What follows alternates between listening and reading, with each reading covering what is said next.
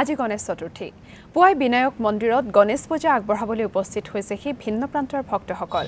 বিঘ্ন বিনাশনৰ পূজা অৰ্চনাৰে মুখৰিত হৈ পৰিছে মহানগৰীৰ বিভিন্ন প্ৰান্তৰ মন্দিৰসমূহ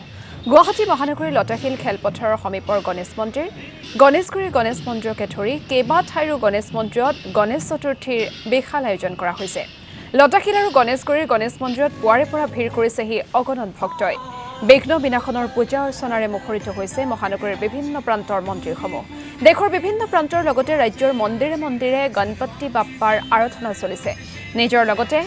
সমাজৰ মংগল কামনাৰে সিদ্ধি বিনায়কৰ শ্ৰীচৰণত ধূপ ধূনা নৈবেদ্য আগবঢ়াই পূজা অৰ্চনা কৰিছে আজি পুৱাৰ ভাগৰ পৰা ভক্তসকলে আমি বিভিন্ন প্ৰান্তৰ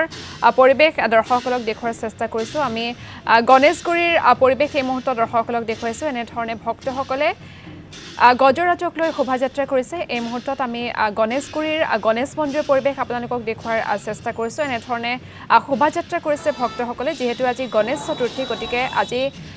গণেশ বাবাৰ ভক্তসকলৰ মনত যথেষ্ট উল্লাহ এয়া আমি পৰিৱেশ দেখুৱাইছো এনেধৰণে গজৰাজক লগত লৈ শোভাযাত্ৰা কৰিছে এয়া ভক্তসকলে আৰু এই মুহূৰ্তত গণেশ মন্দিৰৰ সামগ্ৰিক পৰিৱেশ দেখুৱাব আমাক শচীন সামন্ত বৰাই পোনে পোনে শচীনৰ কাষলৈ যাব বিচাৰিছো শচীন সামন্ত বৰা পোনে পোনে আপোনাৰ ওচৰলৈ আহিছো লগতে গণেশ চতুৰ্থীৰ আন্তৰিক শুভেচ্ছা জ্ঞাপন কৰিছো আপোনাক বৰ্তমান কেনেধৰণৰ পৰিৱেশ বিৰাজ কৰিছে গণেশ মন্দিৰত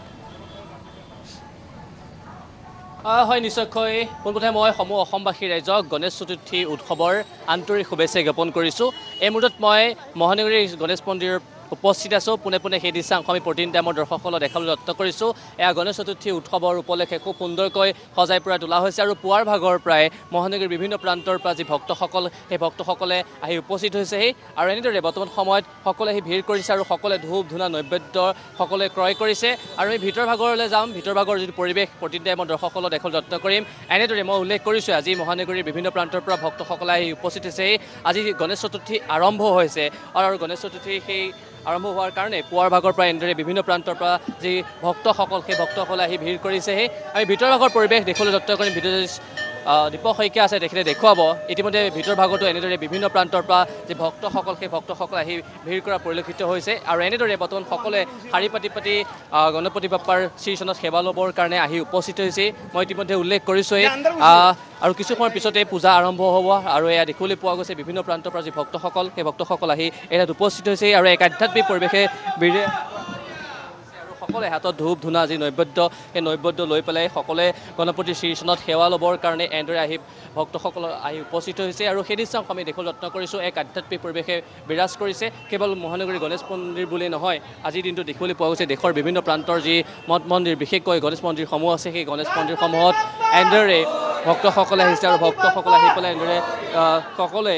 গণপতিৰ শ্ৰীচৰণত সেৱা লোৱা পৰিলক্ষিত হৈছে আৰু বিভিন্ন প্ৰান্তৰ পৰা অহা ভক্তসকল আছে ভক্তসকলৰ কাষলৈ যাম তেখেতসকলৰ সৈতে কথা পাতিবলৈ চেষ্টা কৰিম মই ইতিমধ্যে উল্লেখ কৰিছোঁ বিভিন্ন প্ৰান্তৰ পৰা ভক্তসকল আহিছে মই বাইদেউৰ কাষলৈ আহিছোঁ ক'ৰ পৰা আহিছে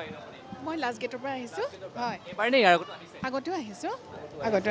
মনৰ আশা লৈ মনৰ আশা মানে সমগ্ৰ পৰিয়ালটোৰ লগতে অসমবাসীৰ শান্তিৰ কাৰণে কামনা কৰিছোঁ আৰু ইমান অশান্তি ছ'চিয়েল মিডিয়া হওক বাতৰি কাকতখন হওক চবতে খালি দুখ লগা খবৰবোৰে পাই থাকোঁ নহয়নে সেইকাৰণে ভাবিছোঁ সকলোৰে মনবোৰ পবিত্ৰ হওক বাপ্পাই আশীৰ্বাদ দিয়ক ইয়াকে কামনা কৰিছোঁ আৰু ইতিমধ্যে কৈছে বিভিন্ন প্ৰান্তৰ পৰা ভক্তসকল আহিছে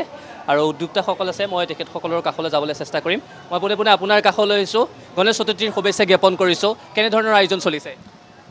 তোমালোক আগে শুভেচ্ছা দিলোঁ আমি মানে আয়োজন মানে ধৰক তুমিতো জানাই 2 বছৰ আগৰ পৰা আমি এইটো প্লেন থাকে আৰু 2 মাহ আগৰ পৰা প্লেন থাকে তেনেকুৱাকৈ আমি গোটেইখিনি আয়োজন কৰিছোঁ আৰু ৰাইজৰ যথেষ্ট সঁহাৰি পাইছোঁ ৰাতিপুৱা 5টাৰ পৰাই আৰু দিনভৰ আমাৰ এই কাৰ্যসূচী চলি থাকিব আৰু ৰাতিলৈকে নাম থাকিব নাম হ'ব তাৰপিছত তাতে খোৱা বোৱা হ'ব ফিল্ডত আৰু এটা ৰাতিপুৱা আমাৰ প্ৰশাসন হৈ গৈছে আৰু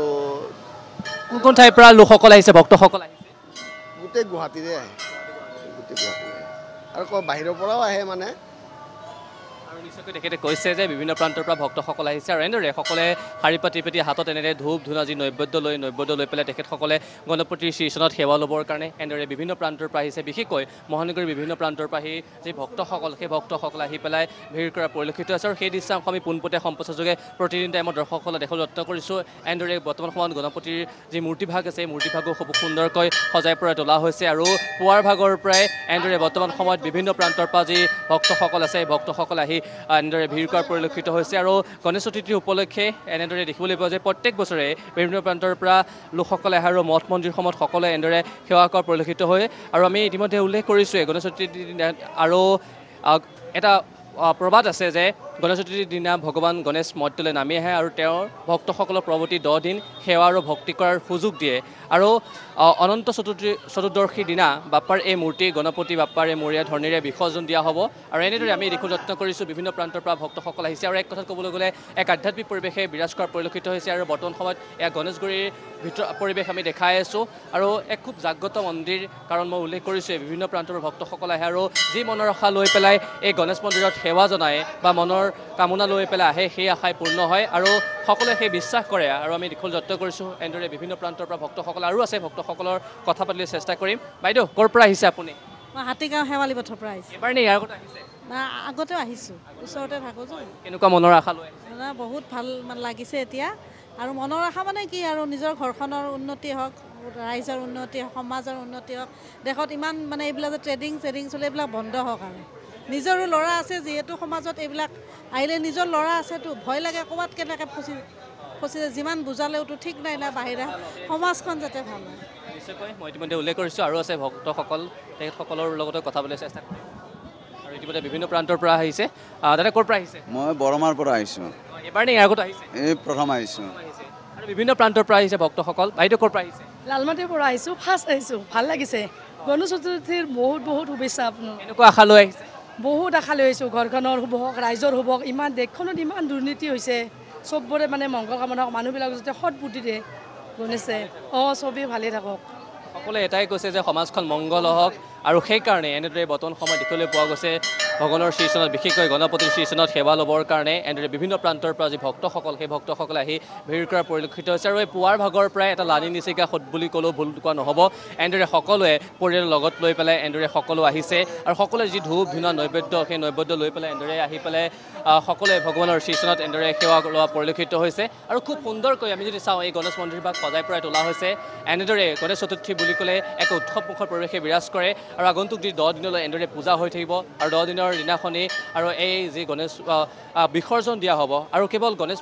গণেশগুৰি গণেশ মন্দিৰ বুলিয়েই নহয় আজিৰ দিনটোত দেশৰ বিভিন্ন প্ৰান্তৰ যি গণেশ মন্দিৰসমূহ আছে গণেশ মন্দিৰসমূহত একেই কাৰণ এনেদৰে বিভিন্ন প্ৰান্তৰ পৰা যি ভক্তসকল আহি গণপতিৰ শ্ৰীচৰণত সকলোৱে সেৱা লয় আৰু বিভিন্ন এটা খুব আধ্যাত্মিক পৰিৱেশে বিৰাজ কৰিছে দাদা প্ৰস্তুতি কেনেকুৱা চলিছে আৰু কেনেধৰণৰ এইটোতো মৰ্নিং 5টা বজাত আৰম্ভ আছে আৰু মানুহটো বহুত আছে আৰু আপুনি চিষ্টেমটো দেখা পাইছে আমি একদম ধুনীয়াকৈ একদম যেনেকুৱা পাৰি আছোঁ এনেকুৱা কৰি আছোঁ আমি চিষ্টেমটো ভক্তসকল আহিছে ভক্তসকল চবৰ পৰা আহিছে এইটো বেলতলা গণেশগুৰি হাতীগাঁও ফেঞ্চিবাগ চবৰ পৰা আহি আছে আৰু পুৱাৰ ভাগৰ পৰা ভক্তসকল আহি ভিৰ কৰিছে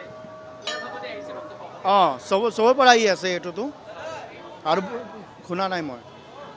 বিভিন্ন প্ৰান্তৰ পৰা ভক্তসকল আহি পেলাই ভিৰ কৰিছে তেখেতে ইতিমধ্যে উল্লেখ কৰিছে পুৱাৰ ভাগৰ পৰা এনেদৰে আহিছে আৰু গণেশ চতুৰ্থী বুলি ক'লে এক আধ্যাত্মিক পৰিৱেশে বিৰাজ কৰে এক উৎসৱমুখৰ পৰিৱেশে বিৰাজ কৰে আৰু আমি পোনপটীয়া সম্প্ৰচাৰ যোগে প্ৰতিদিনে আমাৰ দৰ্শকসকলক দেখাই আছোঁ এনেদৰে বৰ্তমান সময়ত গণেশগুৰিৰ যি গণেশ মন্দিৰ আছে সেই গণেশ মন্দিৰত এনেদৰে বিভিন্ন প্ৰান্তৰ পৰা বিশেষকৈ মহানগৰীৰ বিভিন্ন প্ৰান্তৰ পৰা অগণন ভক্তসকল আহিছে